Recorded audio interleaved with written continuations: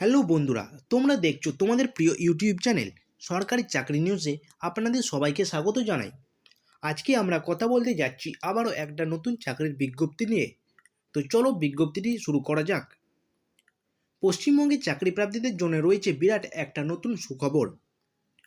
BSNL কোম্পানিতে নতুন করে কর্মী নিয়োগের বিজ্ঞপ্তি প্রকাশিত করা হয়েছে।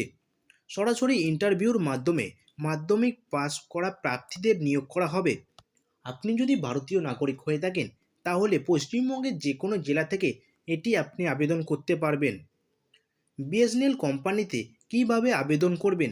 আবেদন করার জন্য শিক্ষাগত যোগ্যতা, বয়স, বেতন ও আবেদনের পদ্ধতি জানার জন্য ভিডিওটিকে শেষ পর্যন্ত মনোযোগ সহকারে দেখুন এবং ভিডিওটি ভালো লাগলে ভিডিওটিকে সাবস্ক্রাইব করে বেল আইকনটি অন করে রাখুন। এখানে কোন পদে নিয়োগ করা হচ্ছে? বিএসএনএল নতুন করে ডাইরেক্টর এন্টারপ্রাইজ পদে কর্মী নিয়োগ করা হচ্ছে। এখানে বেতন সীমা আপনি কত পাবেন? আবেদন করার পরে চাকরি হলে প্রতি মাসে ৭৫,০০০ টাকা বেতন দেওয়া হবে চাকরি প্রাপ্তীদের। আবেদন প্রাপ্তীদের কি বয়স লাগবে?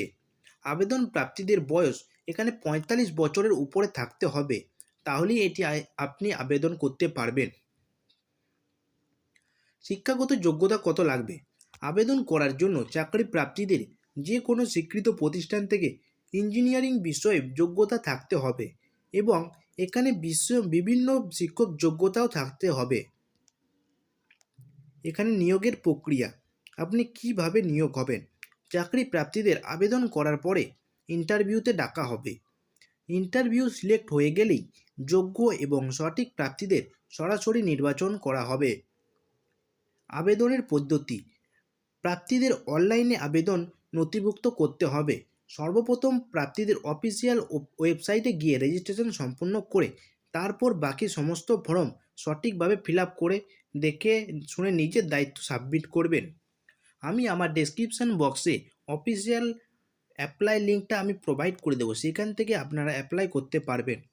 আবেদন করার লাস্ট ডেট আগামী ৯ই ফেব্রুয়ারি ২০২৪ তারিখ পর্যন্ত চাকরি প্রার্থীরা অনলাইনে আবেদন নথিভুক্ত করতে পারবেন।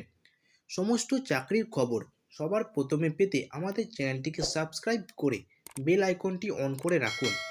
লাইক, কমেন্ট এবং বন্ধুদের সাথে প্রচুর পরিমাণে শেয়ার করুন। ধন্যবাদ। তাহলে দেখা হবে আবারও একটা নতুন ভিডিও নিয়ে, নতুন টপিকে।